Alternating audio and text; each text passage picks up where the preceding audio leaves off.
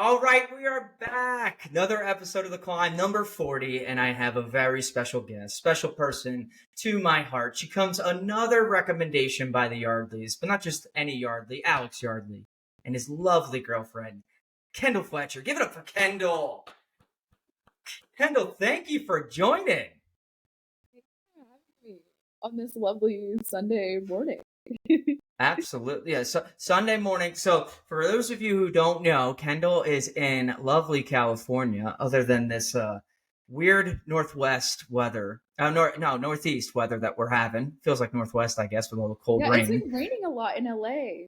I'm actually shook by how much it feels like I chose to live in Portland right now because of the rain, but I'm like, no, it's supposed to be sunny and yeah. Yeah, with all the taxes you pay in California, that's a sunshine tax. You know, you get rid of that rain. You pay for that clear skies. Exactly. Oh, but Kendall is no stranger to the Northeast, actually. And I want her to introduce herself because she's not originally from LA. She is from outside of Philadelphia, just the other side of outside of Philadelphia. Than we are here in Bucks County. So, Kendall, we want to give us your little elevator pitch of your story and how we came to this beautiful podcast of ours. How I rolled up. How you rolled up. Well, I like to say, I was a day one of my own life. I was born and no, I'm playing. on Um, on day one. Love it. yeah, That's day how we one of my started. own life. But yeah, no, actually I don't know if you know this, AJ, but I'm a Jersey girl. Like I was born in Princeton, New Jersey.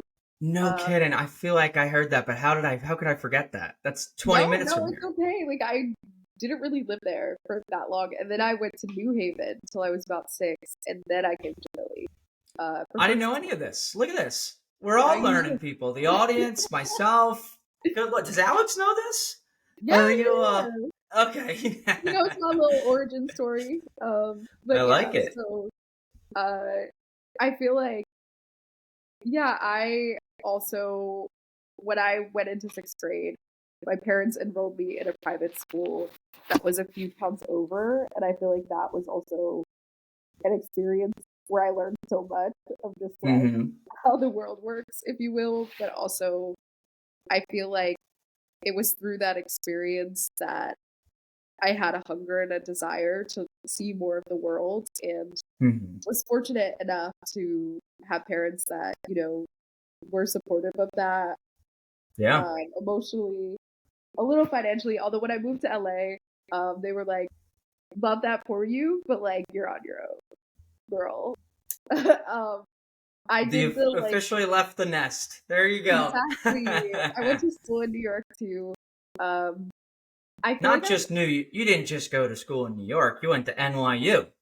yes, it was a cool You're time. I checking was all the boxes of the experiences. You're out in LA, Hollywood, going to New York, the New York college, to outside be of honest Philly. though, like because my high school was so small, like there were only 112 in our graduating class. Like I was like, please make me the smallest fish in the biggest possible pond, and I will be so Hmm. happy. And I feel like New York is like the best place to do that. Yeah, So you're like, definitely a raindrop in an ocean there when it comes to just pure population. But exactly. And you I have loved, such. yeah. Oh, I'm so sorry, but I was just saying you have such amazing experience just in general moving throughout, as now I've realized much more as a child, but then taking on the beast of New York City for a college student, which I always found endearing for the people that do it. I couldn't, Bless your not at heart. all.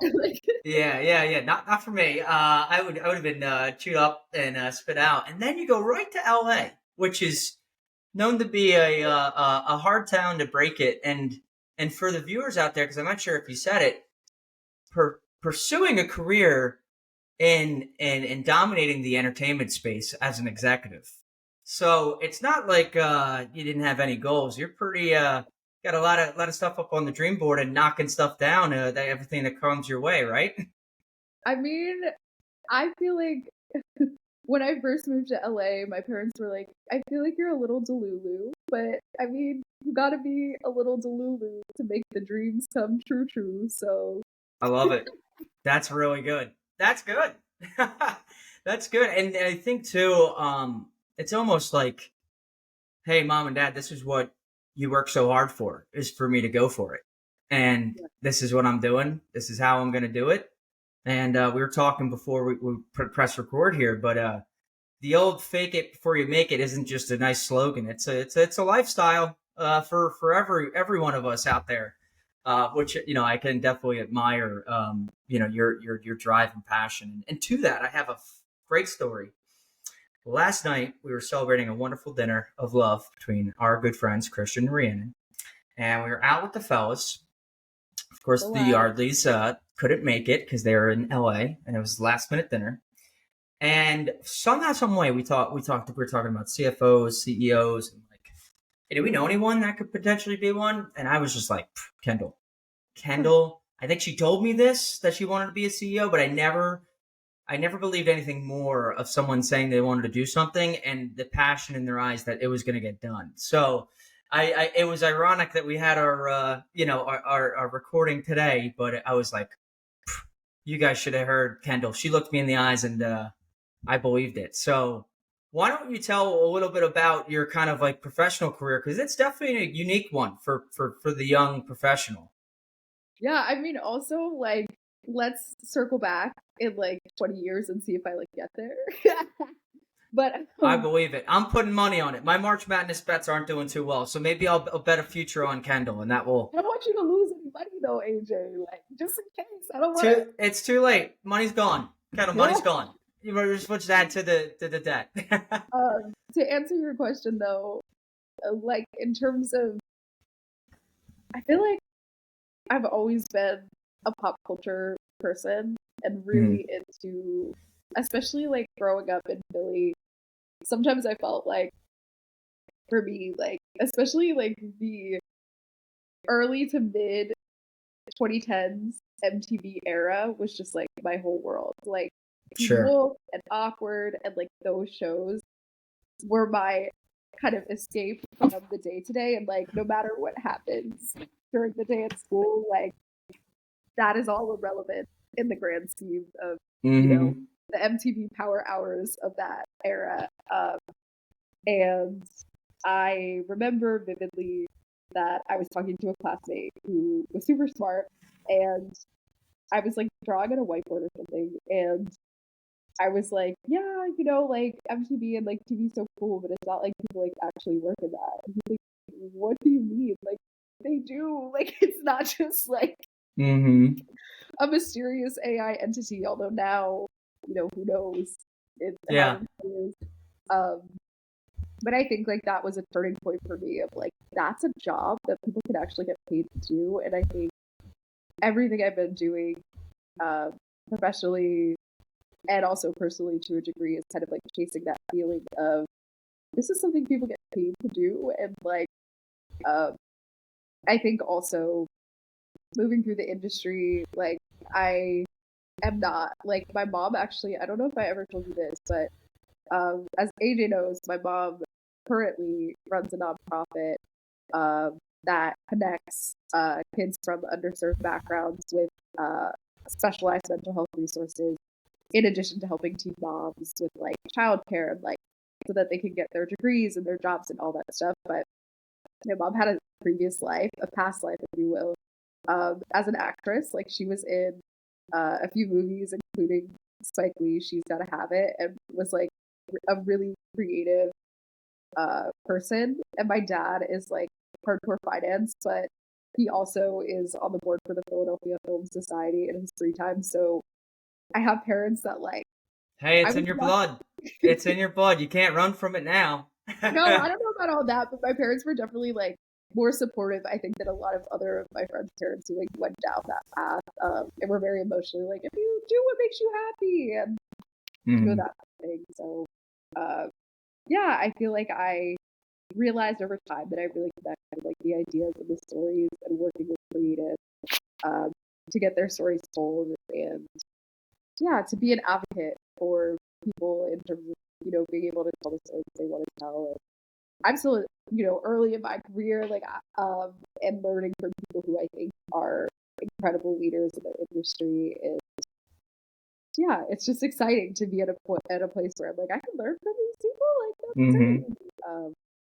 But It's yeah. it's so awesome. Obviously, when we talk off camera and in person, it's like awesome to hear, your story, especially about your professional career, and something that's been like common on the climb with the past few guests, like Christian included, is people really like pursuing their dreams. And it's like, all right, I want to work for, let's just say MTV. I want to coach Nebraska volleyball, and then I had a friend that wants to be a songwriter. I want to be a songwriter. There's more rolling up the sleeves than it sounds like. It sounds like, oh, that's a fun, passionate thing to do. But more of these conversations, the more almost it seems like sacrifice and, the harder road, the mountain per se that you have to overcome is much steeper than just you went to NYU. I'm sure you could take a job pretty much in a lot of different corporate positions, and just take a paycheck. And that is kind of where you see a lot of people. You don't see a lot of people being like, I'm going to go for it. Screw it. I'm going to roll up the sleeves. I'm going to do it. And what's really interesting about that is because that takes not this like self confidence, but this self efficacy that I can do this. And I don't know how, but I know, one step in front of the other, I'll find a way, and we'll see where it goes. And I think it's really strong of you to kind of take that pursuit in such a big industry, that is not really kind to many people. So it's Yeah. admirable to say the least. I mean, it is a really difficult industry. I have been fortunate that I have found like good eggs in the Hmm. sauce, if you will, and like I feel like there's kind of a lovely wave of new voices that are entering the chat that are kind of like, okay, cool, we're gonna like bring some different energy here, which has been really like refreshing to see, especially as someone in my Hmm. position who's like, at the mercy of whoever's at the top. Like, I hope you got my back. Um, Hmm. and so, yeah, it's just, I think,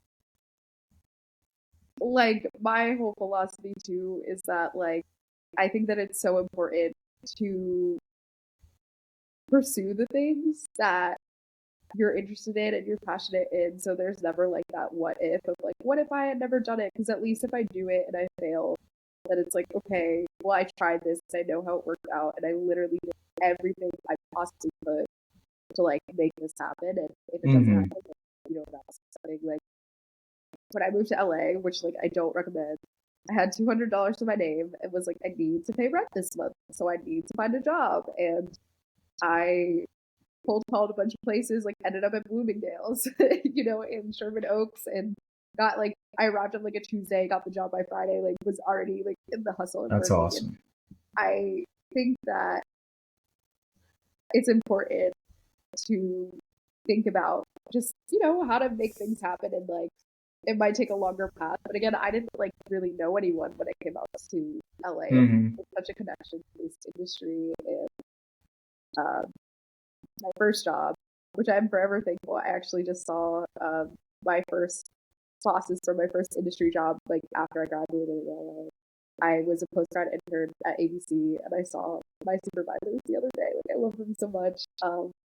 But they were the first people to like basically like take me off the street professionally and be like, "Come on through." And if it wasn't for them, I definitely don't know how my journey in LA would have turned out. But like, I feel like it was grad school in so many ways. Like, they exposed me, Yeah. to the people that worked at me, and I made so many connections and so many people that like I still talk to today, and I'm forever indebted and grateful to them. And I think there is a lot of value in finding the good ones, and I was lucky in that sense. But yeah, I don't know. Me, I ramble. I don't know if that answered your No, question. I think there's like two things I hear in there that one that like I would want to tackle is one, the risk aversion, right? I feel like really successful people have to have some, sense of that like you gotta take a leap, gotta bet on yourself. It's really easy to have a safety net. It's really easy to have something to lean back on. And I think more successful stories are started with, yeah, I didn't know how I was going to pay, rent, but I had to figure it out. instead of like, hey, when I have rent lined up, a stable income, and this, that, I'm gonna do that. And I think, of course, there's an aspect of threading a needle if you have responsibilities, but at the end of the day, you do have to take a leap of faith one way or the other. And you played it off pretty cool, but that's pretty incredible to go out there in a town like that. That one, let's be honest, everyone watching this knows that LA is expensive. So the fact you did that and is pretty That's incredible. why I'm like, I don't And recommend it.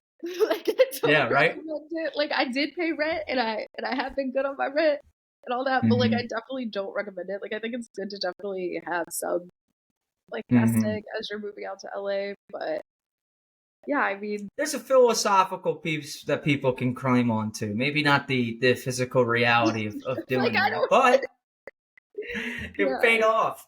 The other thing, though, and I know you've had conversations with me with your former networks that you worked with. It almost seems like another successful trait of yours is your ability to network and leverage the people around you, and not like climb the corporate ladder of like this promotion, this promotion. It's you kind of see the board and see the people around you of how can I develop these relationships and how can these relationships develop me? And am I in the right spot to be developed and know when the time is to leave, to move on and to kind of grow rather than just be planted in one, area. So talk to me more about that piece of relationships because you could hear it a yeah, little bit in the story with ABC, but I know it's more relevant to every position you've had. yeah. I think so there's a motivational speaker that I think you should check out. His name is Trent Shelton. I feel like you would Okay. especially connect with him because he like was a football guy that then became a Love it. motivational speaker, and he's just like Love it. I love him. I think he has a new book coming out, but I like definitely need to read that. But I think something that he said that I think really stuck with me, and something that I already kind of leaned towards is like I always aspire to be like the least accomplished person out of my friends and the people I know because I think like it's just so not only is it motivating to be like I want to be able to hang out with y'all, but also like I feel like it's just so inspiring to be able to like see my friends doing amazing things and achieving their dreams and being like, oh my god, I'm friends with somebody who like just shot an Hmm. episode of television or just like wrote an episode of television. And, like that's wild, but like that's my friend and like I don't know, like I think it's also true that like the people that you wrote that you and I mean I'm still early, but everyone who is further along has told me like the people that you rise with are the people that like they're with you for your whole career and like we may all be like assistants, coordinators, and junior execs now, Hmm. but like one of those days I'm sure one of them's going to be head of a studio and I'll be able to be like, yo, my friend like literally runs the studio. How cool is that? Like, Absolutely. It's uh, like the old saying, like you are the company you keep, and it's like a true saying throughout time of just like, hey, you want to be successful, hang around successful people. If you want to be, on the corner, just playing, during after school, not doing homework, just doing ding dong ditch, this that, or you're gonna be a jerk in middle school. Like it's just you are who you hang out with, and it's funny. I was talking about some kids in our neighborhood, and it's like there's 8 kids, and they're antagonizing this boy in our neighborhood, and it's like what are those 6 or 5 people that are just hanging around? Like go hang around someone better.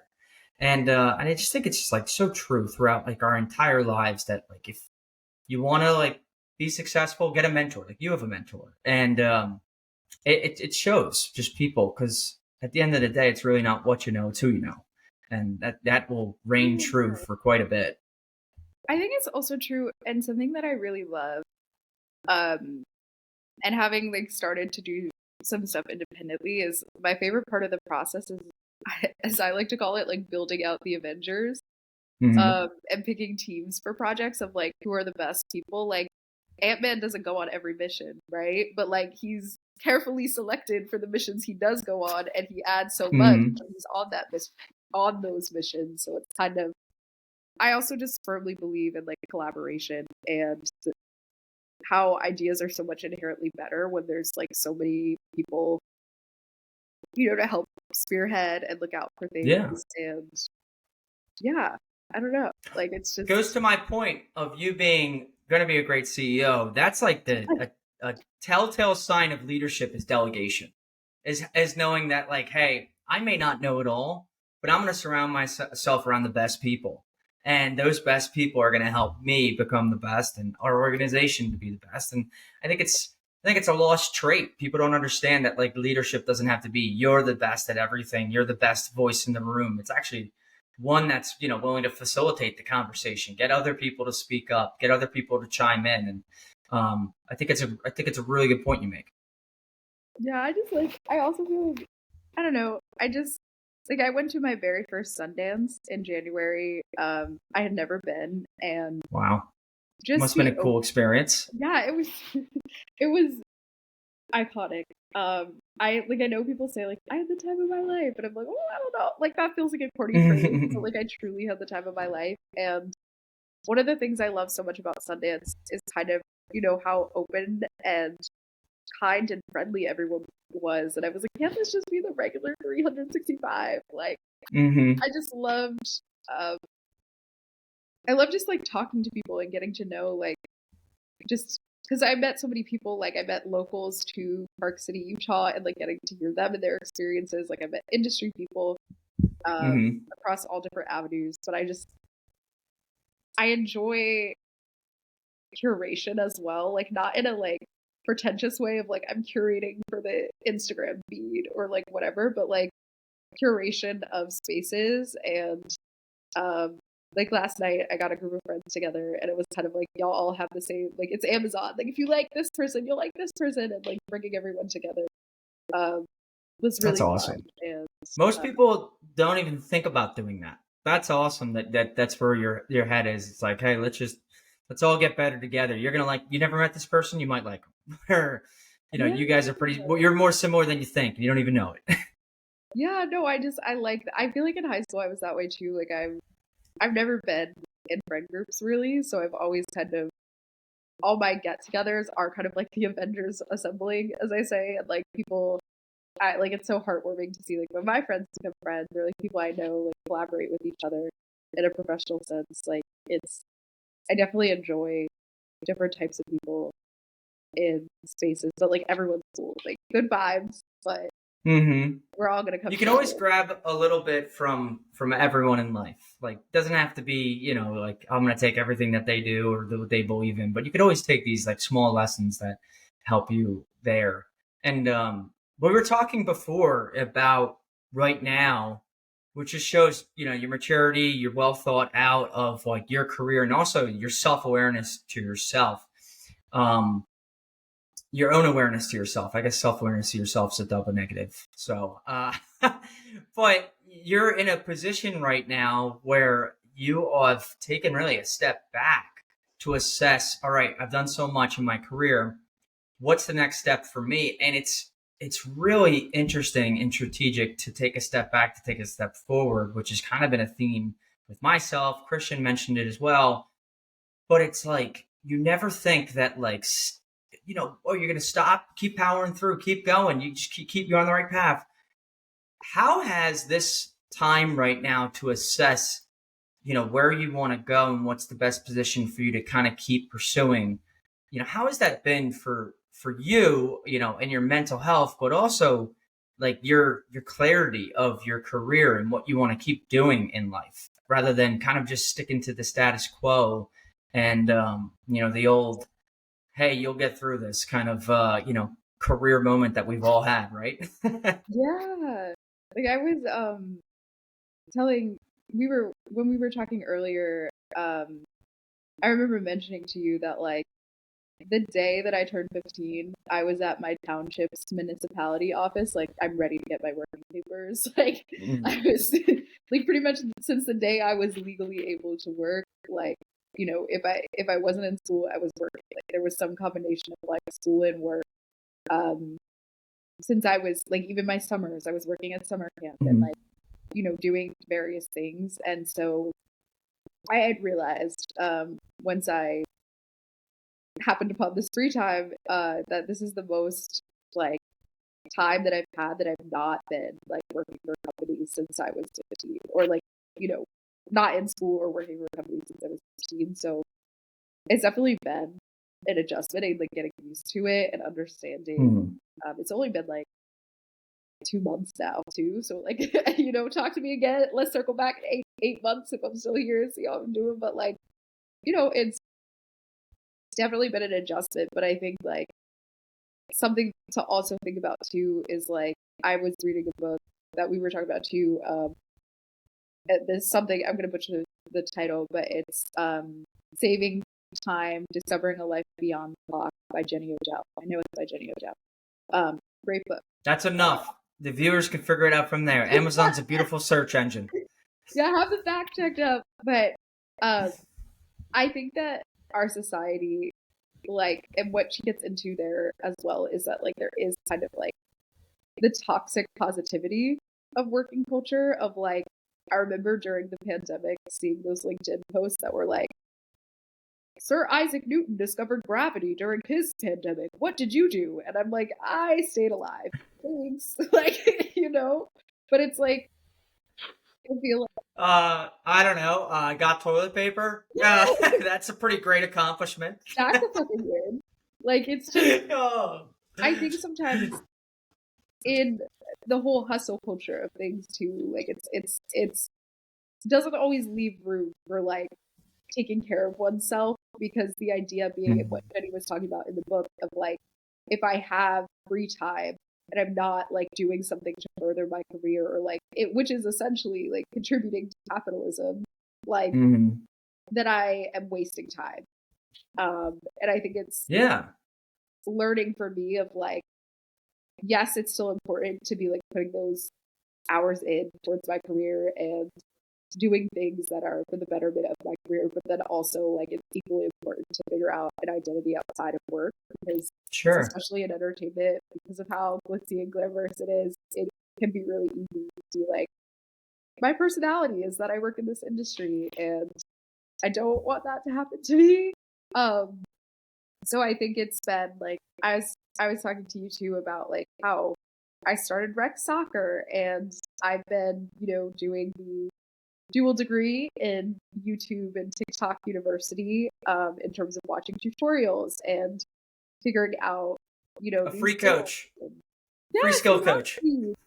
It's been so fun, but like, yeah, just having something to do that isn't directly related to my work has been really nice as well, because so much, I don't think I've even really had goals outside of like work goals in a really long time that I can even think of. The fact that I can't even remember, I'm sure I had like better or like something like that, but not anything that was like I am tangibly working on a new skill set that is outside the realm of work.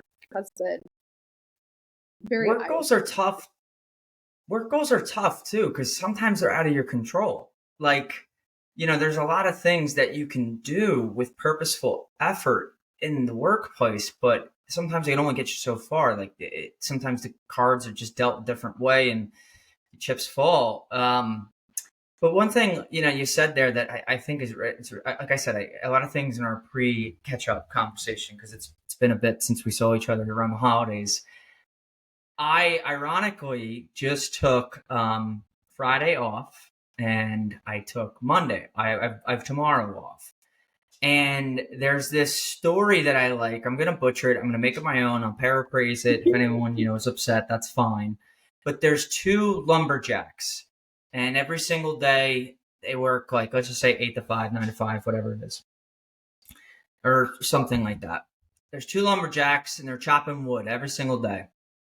Every single day, one lumberjack chops nonstop, no breaks, no nothing, no water breaks, no bathroom breaks, just chops, chops, chops, chops.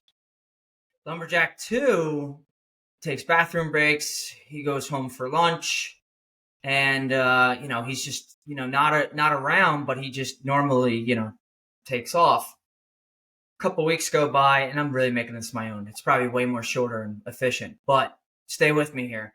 A couple weeks go by, and the first lumberjack, who's clearly putting in way more time and way more I guess, effort, it has less, like half of the chopped wood than the one that, is consistently taking breaks. And so the first guy that doesn't have as much work but working harder goes like, what are you doing during these breaks? How do you have more wood than I have chopped? And the guy that's consistently taking the breaks, he was like, well, I go home and I sharpen my axe. And so I think that's something that we forget about as people and as young professionals, because we're like, all right, we got to make it to the top. We have the drive, we have the ambition, we have the goals, we have the dreams, we have the work ethic. But to not take a step is so potentially harmful. And the amount of stress that either we put on ourselves, that society puts on ourselves, that, maybe even, in our careers, the stress. And to point to that, like every one of my hospitalizations came from a moment of an inflection point of me just, I can power through this. I can get through this mania. I know what I need to do. I can get to this doctor appointment, or, hey, I'm fine. And what I've had to do the past like 4 years, over 4 years now, is take these days off, sharpen my axe, take a step back. I mean, who knows, what would have gone on with your career, but that, like, hey, I like what I'm doing, but I also think this is probably a better strategic move for me to take a step back, see where I actually want to go. And hey, let's sharpen my axe by playing rec soccer, and how much that clarity that could give me, and passion that could give me in just life. So I think it's a mature move that I have failed miserably multiple times on, but I'm learning. But it's good to see that you've kind of learned that as well, to sharpen your axe now and then. Yeah, and I've been staying busy creatively too, so it's like, a nice balance of both things, but it's more just like, as that, I think that story is a really powerful way to also show just like the holistic nature of it, of like, I feel like a common saying that like my friends and mentors and other people say are like, it's a marathon, not a sprint. And even the tortoise and the hare, like, Yeah. The tortoise is just like, I'm gonna just keep going. I'm gonna take my time, but I'm gonna get there. And the hare, being the first one to the destination does not ensure longevity. And so Mm-hmm. I think it's Yeah. important to think about that as we're going through our careers, and just making sure that like we love what we do, and we're getting paid for it, and that's also great. But we only get Yeah. one shot at life, so Absolutely. I think, of course, like, you want to love what you do, but more importantly, we want to love who we are. And if we're turning into something that, hey, like, that's not the person I saw in the mirror 3 years ago, or, hey, I kind of can see the writing on the wall and where this is going. I still want to do this, but there's probably a better way to do this. I think it's the ultimate level of maturity, and obviously well thought out, because you've been a working professional for years and realized, all right, if I'm going to make this step back, what do I need to do to keep my options open, to give myself some time? And it just shows, that you can pursue, your dreams, but you could also, as you did, go with like what, $200 in your bank account, and then like I said, now, don't recommend it. I don't want the viewers like hitting you up like, this girl said I could do it, and then I did it, and it didn't work. but I don't want to be. it's the same person that is now taking a break from work and can, because of what you've done. So I think it's a bigger lesson to learn, of not only just betting on yourself, but knowing yourself, knowing that, like, hey, I'm gonna see this through. I'm gonna figure it out. And then also knowing yourself that, like, I don't need to just do this for 50 hours a week for the next 50 years or whatever, 30 years, 20 years. I could take a break, and we'll figure it out. The sun will come up tomorrow. I mean, we may not win the rec soccer game, but it'll still come up. That's good. That's good. Well, listen, Kendall, we got a lot that we can kind of cover, but there's probably like one thing on top of this that I think would be helpful for everyone, because they're seeing the big moves that you're making, to kind of put your health and your career first. I mean, listen, without your health, how do you have a career? You know, Yeah. um, what do you? So this is the larger scale move in life to give yourself happiness, longevity, success. What are some smaller things that you have done on a daily basis to deal with the stress of working in probably one of the more higher stress environments, cities, industries, positions? Like what do you do to yourself? I feel like it'd be really beneficial for people to take away even a small measure of kindness that you pay to yourself to keep yourself going in moments of toughness. Yeah. I think in this exact period in time, my therapist gave really great advice, which even though I'm not working like a traditional like structured job of just remembering to clock in and clock out. Um, because I think the thing with entertainment too is like, you know, I am still working even though I'm not working, and I'm Hmm. collaborating with folks and trying to get stuff going. But just remembering like, yes, I'll be available if people need me type of thing, but it's more like, taking that time to be like, okay, I'm clocked out. So for the next however long, I'm gonna like, I've been watching a lot of Bones. Like I'm gonna watch some episodes of Bones and like Love it.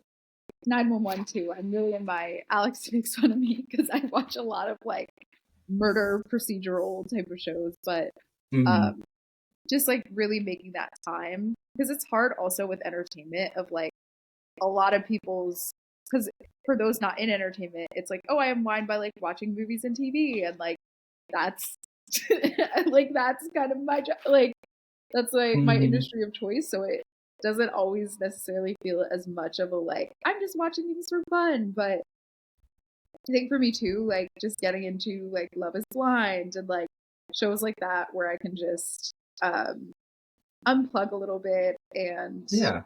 again soccer too, like just focusing on things and having goals that are outside of the day-to-day work life. I feel like you would love this. I As part of Orange Theory, they have a transformation challenge, which is like 8 weeks, and you like learn to eat better and like do other things. And I think, um, I didn't my know that. That's pretty awesome. yeah, I got second in my category, which was cool. No kidding. I transformed. Just kidding, I'm more. Well, I guess I did.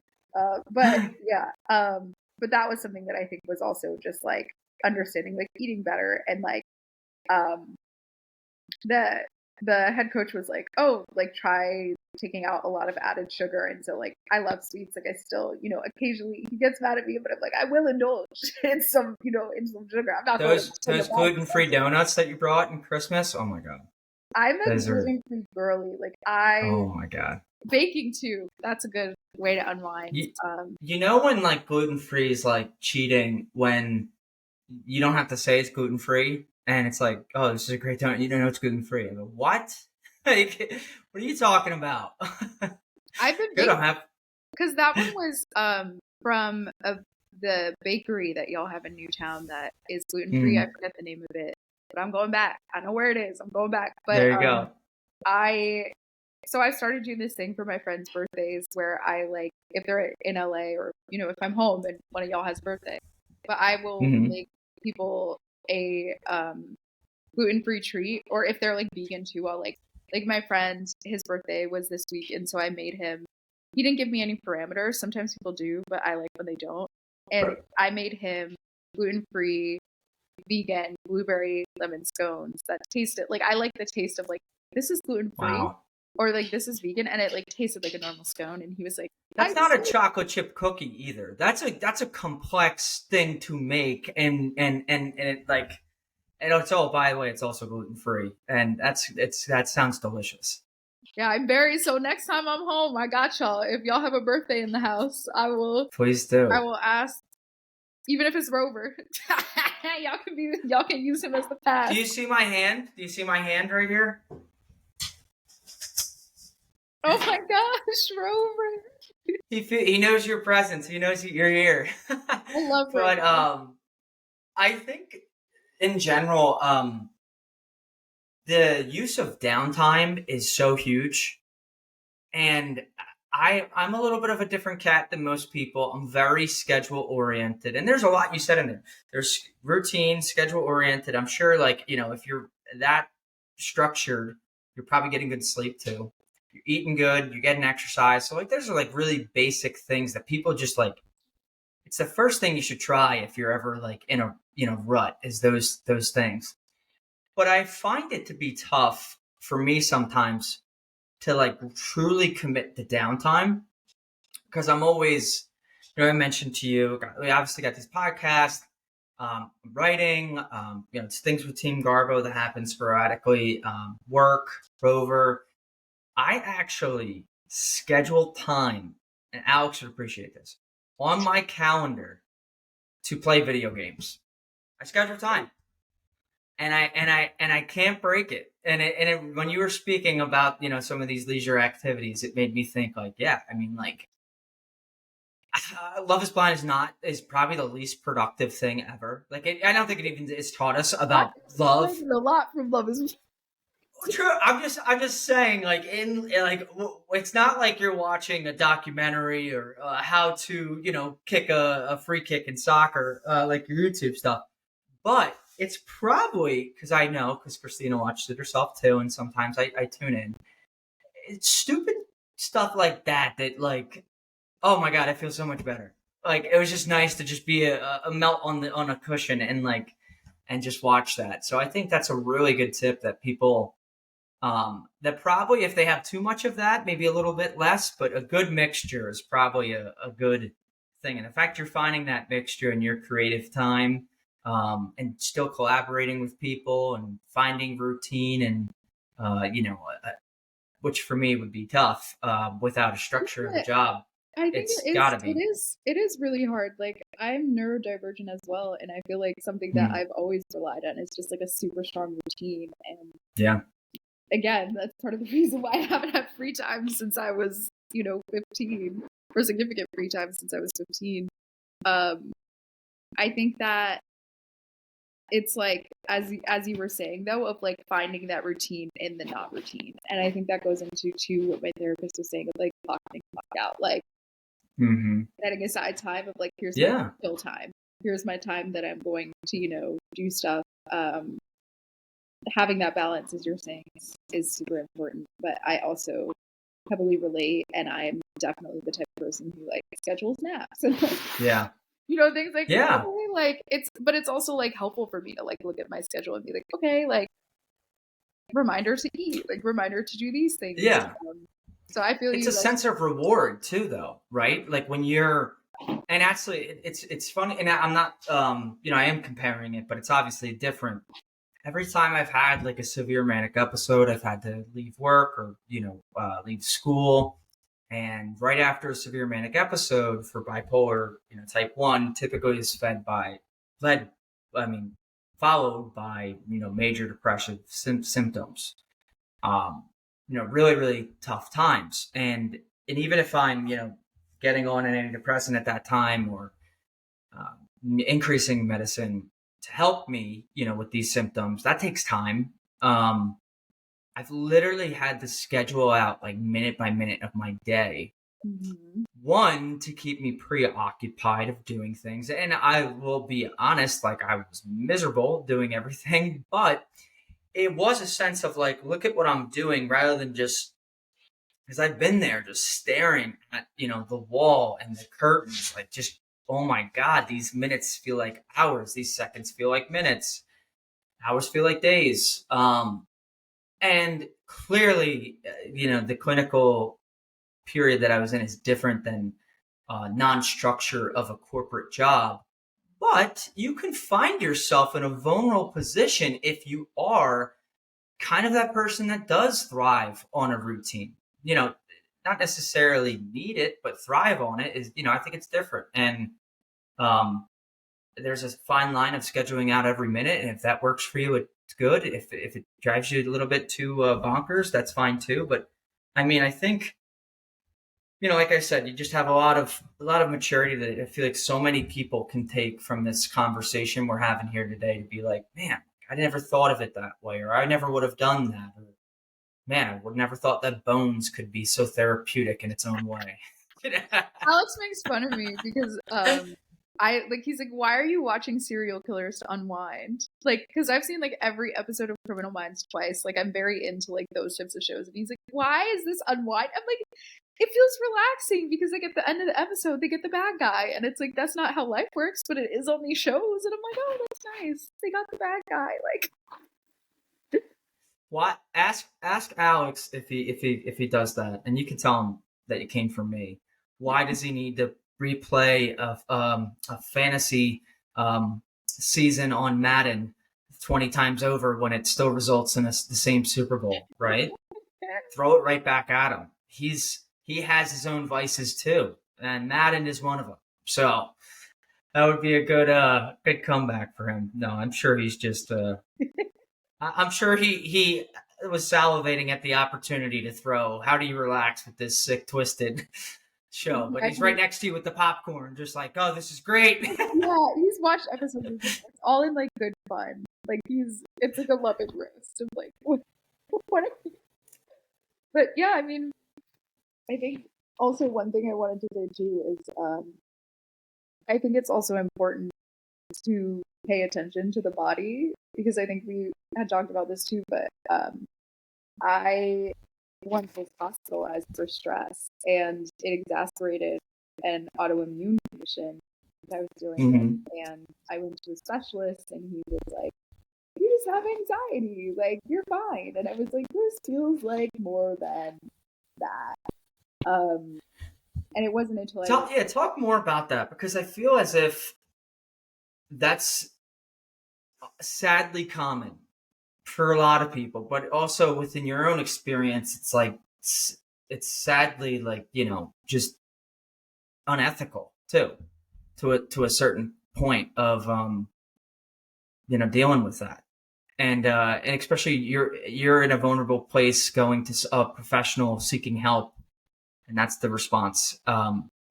It's so sad, but I think so many people are in that position, and some more than others. Yeah, I think especially for like women of color, historically, like within the medical field, which like I don't have any and stuff, but I'm sure people stuff people stuff. Mm-hmm. But, there is like a historic problem with like specifically for Black women of like healthcare providers believing that they don't feel pain the same way that other human beings do, which is kind of wild.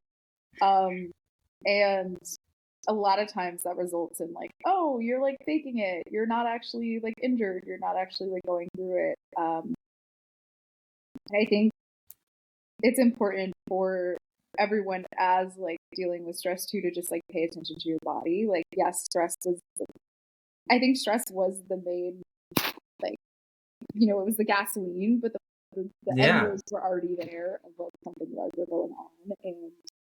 And I was fortunate enough to find a doctor who took me seriously and was like, oh yeah, this is an autoimmune thing, like this type of thing, and he was able to get me the help I needed and send me in the right direction, get it to like go to a doctor who like tried to invalidate me, like, you're fine, you're good. And I'm like, I don't feel things.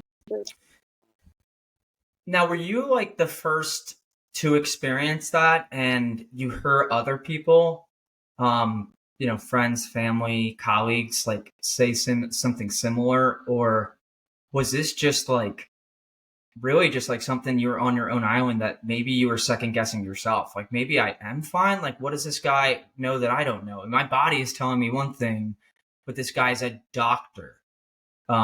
Which is, it's just so tough. We talked about it off recording, just of general, how that first impression is so valuable and vulnerable at the same time.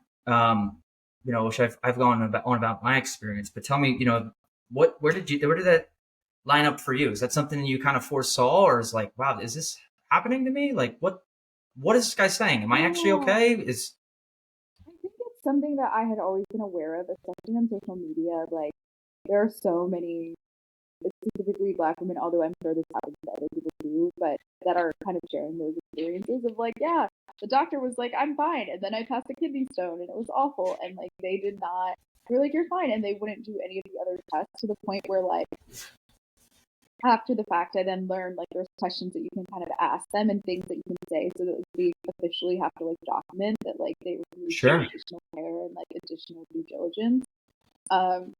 It was something that I knew was a thing, but, like, it's one of those things, like, I'm sure people who, you know, end up in those stranger than life situations, like, you don't think it's gonna happen to you until it does, and then it's kind of, you know, I feel like people feel like Los Angeles is the place where, like, you know, everybody doesn't do stuff like, but it, like, it truly can happen anywhere. And yeah, I mean, I think it was just further eye opening to me. I think, you know, talking to my mom, and she was like, no, yeah, don't accept that motherfucker. But yeah, I did cry. Like, I was very, like, overwhelmed, and, like, kind of, like, it felt like he wasn't listening at all. And, like, I kept trying to tell him, like, hey, something's not right here. And he was still like, no, you're fine. Like, it's stress and anxiety. Like, you're good. And I feel like I still stuck with it, although it did take me a while. Like, you know, I switched insurances and, like, all that stuff, but eventually, like, getting somewhere where they actually took me seriously, like, and my quality of life improved so much once I was able to, like, you know, actually receive medicine and receive, like, you know, a diet that helped supplement my autoimmune stuff. Like, it was really hard, but I was fortunate enough to have, like, the support of, like, my family and folks who were speaking out, because yeah, a lot of people, I'm sure, go through something like that, and they're like, you know what, they know better, like, whatever. But I do think it's important that people listen to their bodies, and, like, if something, like, you know yourself the best, and you've been living in your body, so if something doesn't feel right, and you've never kind of experienced that before, I think it's so important to be like, okay, like, I need to talk about it. Yeah.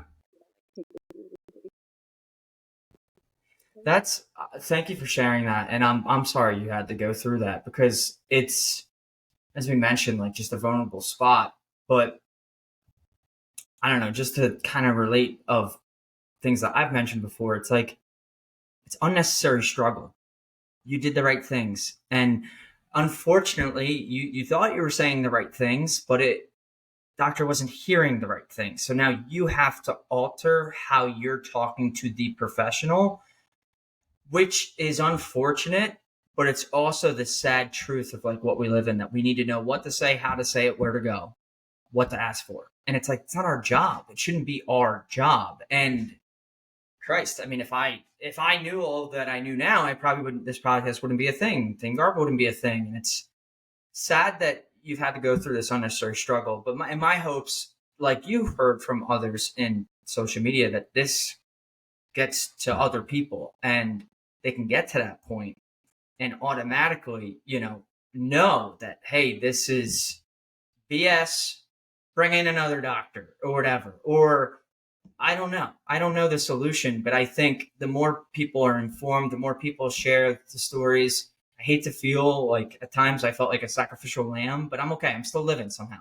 And, and if you're okay, if you're empowered to go through what you've gone through and still come out the side better, then, like, yeah, maybe your story, just a small portion of your story, is going to be helpful for that next person. Because the unfortunate part is, you're not going to be met with many people like Kendall Fletcher that are going to keep persistently listen to their body, completely know who they are, what they're going through, because people are just going to accept it. And that's when tragedy really happens, when things go into a period where they cannot be in their own control of their own self. So thank you for sharing with that. I feel like that's something that obviously I cannot relate to, but I feel as if there's similarities in some of the things that I've dealt with, that it's alarming. But it's also like, you're almost like a pioneer that, like, I guess this is a thing. And I guess we have to think about this completely differently. It's wild that we do, but it's unfortunate that that's like a lot of things right now, to be honest. Yeah, I definitely feel like there's a lot of, like, advocates and activists in the space of, like, medical health in these areas. So I don't want to be like, say, because I don't think I'm like, I think because of the people that are active in that space and sharing those stories, I felt empowered to be like, okay, I can listen to myself and trust that something's actually going on, because those people are. Well, that's the sad hard truth, right? It's like they are medical professionals. They're great people. At the end of the day, that this is the reality. This could happen. This may happen. This will happen to people. Um, I was telling you, like I'm writing, and I just wrote a part about my second hospitalization where I called my treatment center because I knew something was up. I didn't know what the hell it was. I wasn't really too aware of my symptoms. I kind of like got over my first hospitalization, graduated on time, felt like I was the king of the world, and like I'd conquered it. But then like something came up, and I knew my body. I knew something was wrong. This was before like manic symptoms could really kind of twist and warp my brain to the point like, no, everyone else is the problem. But I called my treatment center 3 times to get my appointment moved up, and it was just like 2 weeks. And I was like, I think I need a tweak, like tweak something. And I wasn't urgent on the phone because, as I mentioned to you before, like I come with the mindset like I can muscle through it, like it's fine, and it wasn't really terribly bad. But because I didn't know what to say, where to go, what to ask for, and that proved to be, the case for my third hospitalization. It was really I knew what to go, I knew where to go, when to go, but I didn't know what to ask for.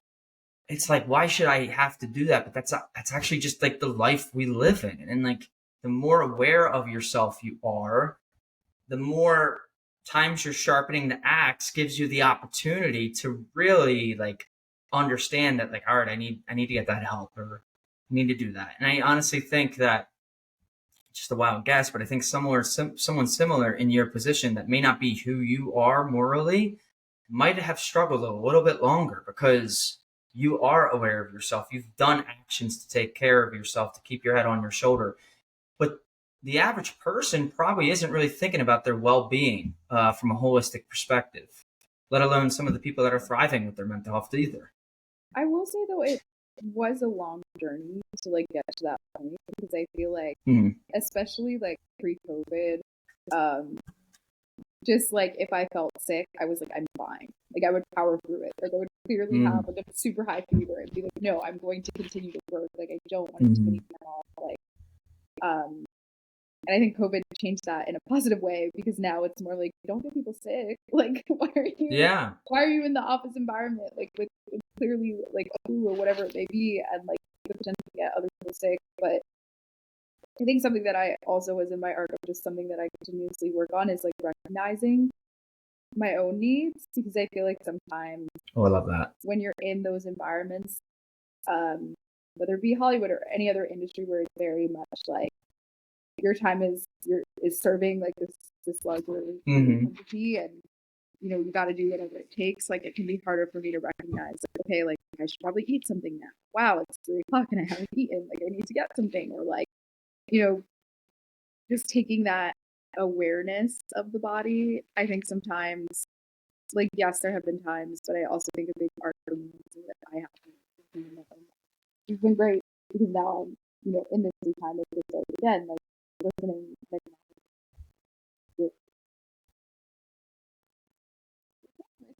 it's like right. Like I should probably those types of things that I think are really important to do. That's so good. I think that was a strong hour, Kendall. I mean, we could keep going on for another hour. I feel as if this conversation's good. But you just laid a nugget on us, more like a bomb of knowing your needs? Is that what you said? Mm-hmm. I think that's the perfect place to end on, because I feel like, what does that mean? Some people are like, what people probably don't even think about their needs of the basic, like, food, shelter, water.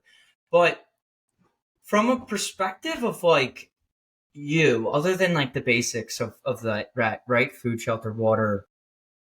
What's something that like is a non-negotiable need that if it's taken out of your life, all right, stop all things. We gotta get back to that thing. Like I gotta have this in my life, and it might be bones. And I might have to call Alex and say, hey, listen, you gotta let her watch these shows. This is what works. Yeah. She's not gonna take away Madden. Is he in the other room? He's laughing. He hears you.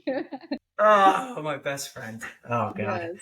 So tell me about that. We'll wrap with that. Like, what's a non-negotiable need that maybe people can think about their own non-negotiable needs?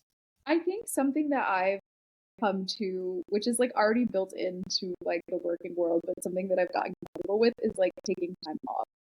Um, I realized during COVID that I had literally gone years of my life without like ever going on vacation, like never taking a sick day, never taking any time off because I'm like, I like, like subscribing to the capitalist system and whatnot. Like I have Man, you could so sleep when you're dead, Kendall. What do you need to take a day off right. for, you know?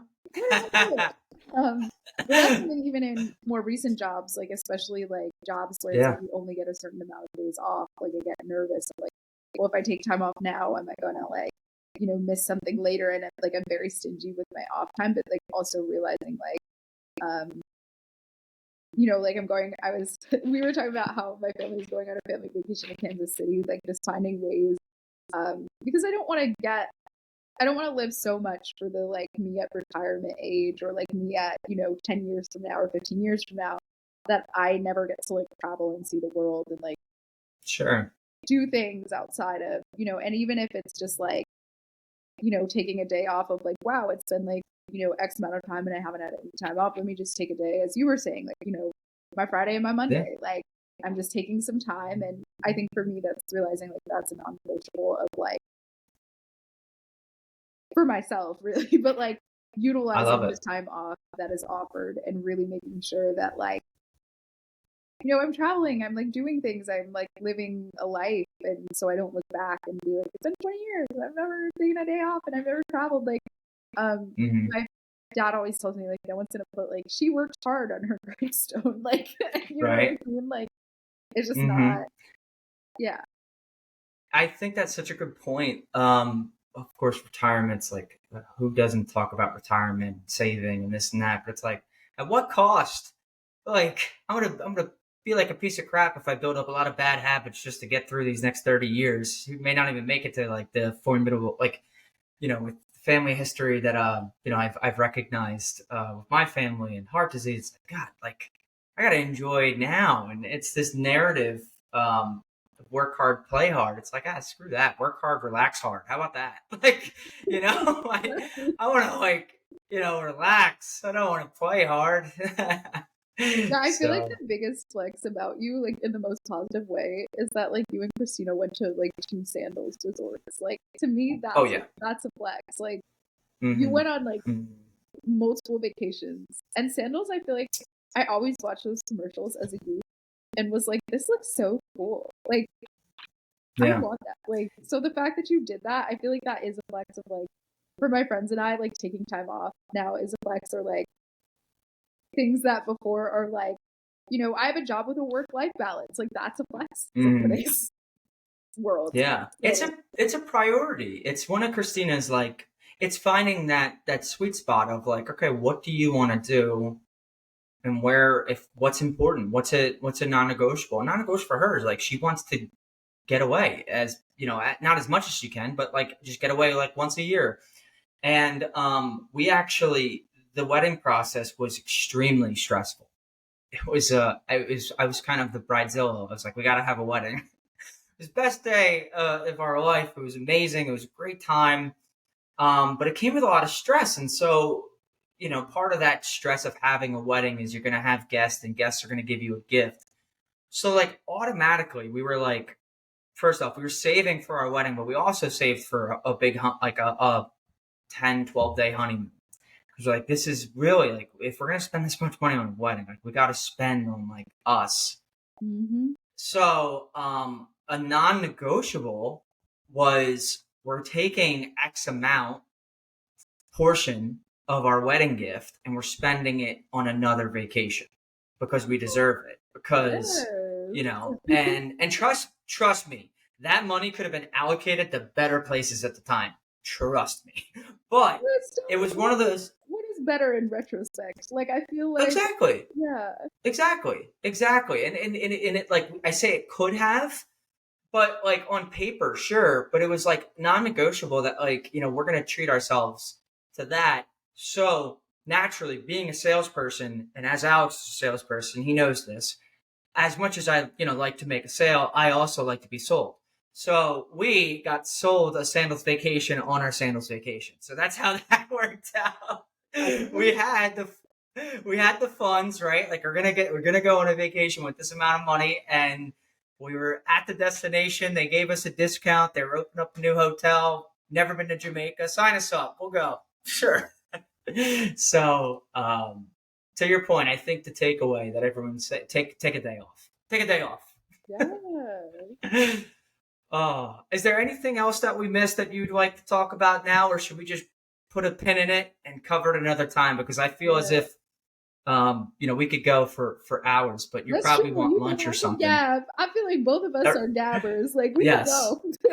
Yes. With Alex, like, I don't know, 10 feet from you, I could be on here until I have to work on Tuesday of us three, just going after it. Good thing. But little Murphy and little Rover need to be walked, pet, fed. So, we have our oblos, right? Awesome. All right, Kendall, let's end with that. Awesome conversation. I love you guys both. Such dear friends of mine, such good people. I think it's so nice to have, like a good friend like Alex, but then also through him, I meet you and such a good person. And you've been so kind, for the past X amount of years. It feels like it's been 10 years that we've all known each other. But, it's been really nice always catching up with you off camera. So I'm glad that we could take our meaningful conversations on air for others to benefit from. Do this. I'm excited to be back in Newtown. We'll get some gluten-free food. Hell yeah. I really should remember. Oh, it's the Happy Mixer. Newtown people. Happy Mixer. They gotta roll up. Happy Mixer. That's really good. Gluten-free. That's a great. We should get sponsored by them every time you come on, by the Happy Mixer. Look, I wouldn't be bad. There you go. Awesome. Well, Kendall, thanks so much. Thanks for everyone for tuning in. God, another really great episode of The Climb, the 40th one. So really appreciate it, Kendall. I know people are going to look forward to you coming back on. Yeah, thank you so much for having me, AJ. Absolutely. All right, guys. Thanks again.